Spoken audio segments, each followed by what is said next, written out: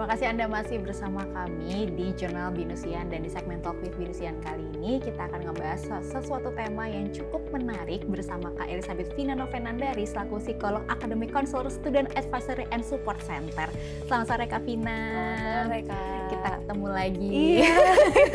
Nah kali ini kita mau bahas sesuatu, ada lagi mungkin fenomena lagi yang berangkat dari ketika aku scroll TikTok, tiba-tiba ada lagi nih kayak satu postingan ngebahas soal working poor. Nah, sebetulnya kan untuk definisi secara garis besarnya dia sebuah seseorang yang sudah bekerja, tapi ternyata pendapatannya tuh nggak nutup semua kebutuhannya. Iya. Nah, sebetulnya menurut sudut pandang psikologi, kenapa sih Kak hal ini tuh bisa terjadi gitu loh, dan bagaimana mungkin kondisi ini mungkin akhirnya nanti bisa mempengaruhi secara seseorang memandang hidup, pekerjaan, dan juga masa depannya sendiri. Menurut Kakak gimana? Betul, setuju banget sih Kak. Kayak akhir-akhir ini ya lagi anget-angetnya nih bahasan tentang perekonomian dan pasti berdampak nih ke dunia pekerjaan kita gini kan.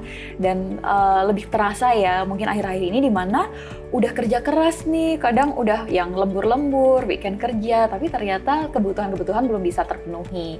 Nah, gimana dampaknya? Jelas itu akan jadi kelelahan ya Kak. Pertama, kelelahan fisik, lama-lama ya akan berdampak juga nih ke psikologisnya, kayak burnout, terus mereka berpikir kerja keras ini nggak ada artinya, nggak ada nilainya, terus juga memandang masa depannya itu lebih pesimis sih Kak, lebih hopeless, kayak ya apakah dalam waktu 3 tahun, 5 tahun ke depan tuh hidupku akan masih tetap seperti ini, begitu kan. Semakin tidak pasti ya kondisi saat ini, begitu. Tapi ya faktor yang menyebabkan seseorang merasakan itu juga banyak, seperti kayak beban tanggungan hidupnya, apakah biaya untuk hidup dia sendiri besar, kemudian berapa orang yang menjadi tanggung jawab dia juga. Ya sebenarnya selain pemasukan yang kecil, semakin besar pengeluaran yang harus dia penuhi, itu juga sangat ngefek dengan fenomena working poor itu. Oke. Tapi kan mungkin kalau misalnya banyak masyarakat mungkin pasti kan yang ngerasa kayak ya udah kerja terus nanti ibaratnya dikit-dikit nanti jadi bukit, nabung nanti akan jadi bukit. Tapi kalau misalnya faktanya, realitanya mungkin dengan ada working poor ini kan membantah statement itu, ya kan, membantah mungkin semangat itu gitu.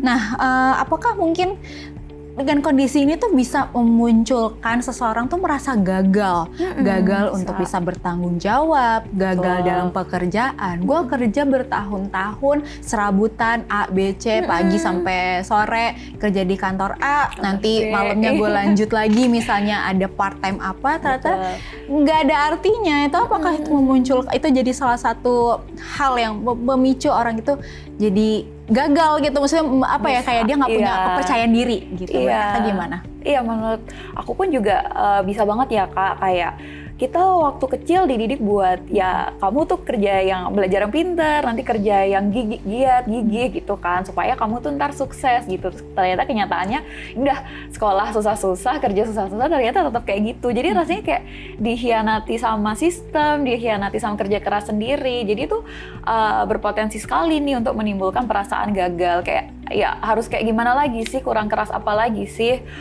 biar bisa memenuhi kebutuhan sehari-hari. Nah, bahayanya itu di situ, dia bisa jadi orang akan putus asa dan tidak melihat potensi-potensi lainnya. Dia akan berpikir kalau ya udahlah, kerja keras kayak manapun juga nggak akan ada hasilnya kan. Padahal siapa tahu ternyata ada nih pekerjaan bernilai jual tinggi yang ternyata bisa membuat dia lebih maju atau keluar dari lingkaran si working poor-nya ini. Oke, lalu kalau misalkan dari pengalaman psikolog seseorang nih, mungkin ada nggak sih perbedaan dari tekanan mental seseorang yang punya pandangan nggak bekerja dan juga dengan orang yang terus bekerja tapi tetap sejahtera? Tapi kenapa kondisi working poor ini tuh justru kayak lebih sulit gitu kelihatannya? Menurut Kakak gimana Kak? Ya, sebenarnya baik keduanya itu ada tantangannya atau tekanan mentalnya masing-masing. Yang nganggur atau nggak kerja, mereka akan struggle dengan penolakan mungkin ya, lagi apply ketolak, kemudian ketidakpastian, ntar hidupnya pakai apa ya, nggak ada duit nih, kayak gitu. Nah, kalau orang-orang yang mungkin pekerja tetapi dalam kondisi yang working poor, itu tekanannya lebih berat sih kalau aku melihatnya, karena mereka udah ngeluarin segala usaha tapi kok tetap begini, tetap struggle-nya sesulit ini ya. Kayak misalnya kita dulu sekolah belajar, ketika kita udah mati-matian belajar sampai malam, sampai tiap hari belajar tapi nilainya jelek, itu pasti akan lebih sakit hati daripada ya emang nggak belajar, kayak udah nggak ada ekspektasi. Kalau udah berekspektasi kan jadi lebih sakit hati ya Kak, kalau ujung-ujungnya fail gitu. Oke. Kalau misalnya kita gambaran secara luas, sebenarnya working poor ini kan ada banyak faktornya. Mungkin kalau dari faktor ekonomi bisa jadi mungkin dari ekonomi global ya kan, dari pendapatan mungkin yang setara UMR gitu. Jadinya pendapatannya sekian tapi pengeluarannya lebih banyak, itu kan mungkin jadi working poor. Secara psikologisnya sebetulnya apa sih Kak gitu? Apakah mungkin karena beban tanggung jawabnya yang dia pikul? Ataukah dia termasuk sandwich generation? Betul, atau bisa. Mohon maaf mungkin dia menjadi yang memikul utang orang tuanya, bisa jadi seperti itu. Menurut Kakak secara psikologis apakah faktornya Kak? Bisa itu tadi yang udah Kak Viana sebutin, itu bisa banget masuk tanggungan-tanggungan dia, tapi bisa juga ekspektasi dia. Kadang udah berharap kan dengan kerja sekeras ini harusnya ntar bisa dong kebeli rumah, ternyata nggak bisa gitu. Atau mungkin sosial media juga ngaruh ya Kak, kayak kita ngelihat ada nih kayaknya nih orang kerja kerasnya nggak sekeras ini tapi ternyata lebih kaya daripada kita gitu. Jadi itu bisa menjadi perbandingan sosial mungkin ya. Jadi semakin tertekan juga si orang ini. Bisa jadi sebenarnya ya dia masih bisa mengatur nih pengeluaran dan pemasukannya, tetapi dengan target dia yang mungkin tinggi juga, dia melihat standar sekitarnya atau orang-orang sekarang kok kayaknya pada kaya-kaya, aku doang yang miskin. Itu bisa juga sih jadi ini perbandingan sosial itu diri ngaruh sendiri. Oke. Sekarang kalau misalkan kita posisikan diri kita di suatu perusahaan, tapi kita posisi yang working poor-nya gitu, di lingkungan kantornya. Apa sih Kak yang biasa dirasain gitu? Mungkin kalau misalkan tekanan, misalnya nih kayak kerjaannya banyak, mungkin ada tadi mungkin sempat burn out-nya gitu. Tapi kan itu kan faktor ya memang kerja. Tapi kan kalau misalkan working poor ini kan sebetulnya pribadi ya, karena ya keuangan pribadi. Tapi kalau misalnya kita lagi di meja kerja gitu, seorang working poor apa sih yang ada di pikirannya Kak? Kalau itu ya pertama tadi ya, karena memang ngerasa kita udah kerja tapi tetap nggak, kurang bisa mendapatkan apa yang kita harapkan.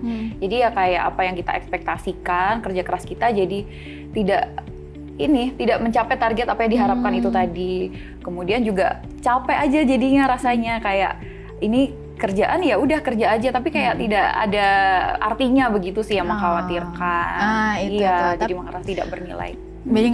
Jadi dia kerja merasa tidak menghargai diri dia sendiri, tapi dia mau tidak mau harus bertahan. Apakah itu memicu toxic positivity Kak? Oke.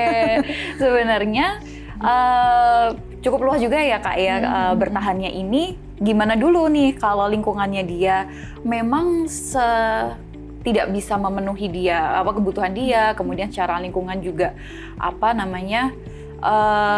kurang bisa membuat dia bertumbuh, atau tidak ada pilihan lain, ya kadang kita memang mau nggak mau masih harus bertahan dulu nih, karena tadi melihat opsinya kalau melepaskan takutnya jadi ini juga jadi susah juga untuk memenuhi kebutuhan sehari-hari. Tapi yang paling realistisnya sebenarnya untuk menghindari si toxic positivity ini ya kita memaknai pekerjaan kita saat ini, kita kerja itu ya kita melihat sebagai batu loncatan. Jadi kayak ya kita pakai skill aku sekarang segini, apa yang bisa aku tingkatkan supaya nilai jual aku naik, nanti aku tambahin nih pekerjaan lainnya gitu. Jadi kalau mau melepaskan harus udah ada plan-nya. Iya.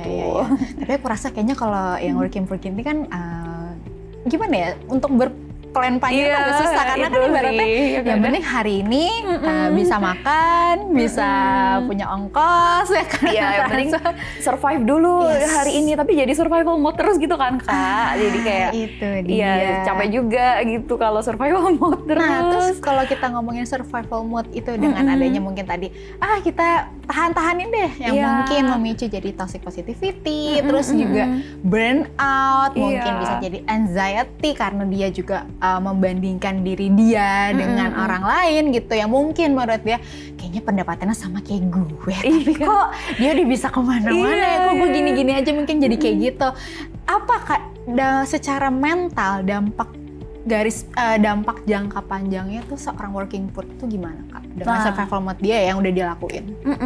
Nah, ini tergantung nih, ada dua yang negatifnya ya. Kalau survival mode terus dia ngerasa stuck di tempatnya seperti itu, ya negatifnya dia bisa mencari solusi yang kayak pelarian gitu. Misalnya targetnya kan harusnya tercapai nih, kekayaan aku harusnya segini. Ya dia akan mencari cara lainnya supaya bisa mencapai itu, entah akhirnya ngutang atau nyari pinjaman segala macemnya. Kemudian dia jadinya gali lubang tutup lubang ya, jadinya nggak kayak ya sampai jangka panjangnya akan poor terus jatuhnya jadinya. Tapi beda lagi sama orang yang kalau udah survival mode, dia bisa menentukan bahwa ya udah ini tahapan dimana aku harus cari cara nih supaya nggak survival mode terus. Dan emang kondisi seperti ini nggak bisa sendirian sih, karena kalau dipikir sendiri pasti kayak pertama udah capek duluan, jadi pikirannya nggak bisa yang menentukan nih kira-kira plan apa yang bisa dirancang. Oke, mungkin banyak yang mungkin merasa jadi working poor di sini, yang mungkin yang lagi nonton ngerasa kayak itu gue deh. Kakak sebagai psikolog mungkin apa Kak yang pengen dikasih tahu kalau emang kepada seseorang atau kepada masyarakat yang lagi nonton gitu, mereka dalam kondisi ini, apa yang harus mereka lakukan agar mereka utamanya adalah mentalnya tetap sehat, tetap waras ya. Gimana cara menerimanya gitu. Pertama pasti kita menyadari dulu ya, kayak ini memang kondisinya lagi berat, karena dengan kita menyadari kita nggak menyangkal nih kalau kita ternyata lagi di fase seperti itu. Dengan kita aware kan kita bisa kayak ya pertama mulai cari support system, entah ke keluarga, kita bisa juga cari makna hidup yang lain, bahwa harga diri kita itu nggak dinilai dari gaji loh, bisa mencari kebahagiaan atau makna di luar itu, mungkin kehidupan sosial segala macamnya. Kemudian juga tetap jadi motivasi juga ke depannya. Mungkin ini kan makin nggak tentu ya, perekonomian, kemudian persaingan pekerjaan tuh makin ketat sama sesama manusia dan AI mungkin. Jadi semakin banyak skill yang mungkin harus diasah buat tetap selain mengelola psikologisnya, skillnya juga tetap harus dikelola nih biar tetap sehat mental dan juga tercapai juga peningkatan karirnya. Oke, jadi ya mau apapun itu selalu ada jalan keluar, asal ada jalan di setiap kesulitan lah ibaratnya begitu. Jadi kalau misalnya memang lagi ada di fase working poor, semoga bisa keluar dari fase itu, bisa menemukan kebahagiaannya di luar uang. Iya, di luar uang, karena masih banyak, yang penting adalah tetap sehat secara mental, waras, dan juga memiliki perencanaan keuangan yang baik. Betul. Makasih banyak ya Kak Vina atas insight-nya hari ini. Semoga kita bisa ketemu lagi di lain waktu. Dan itu dia Smart Peers, perbincangan kita bersama Kak Vina. Tetaplah bersama kami di channel Binesian. Oke.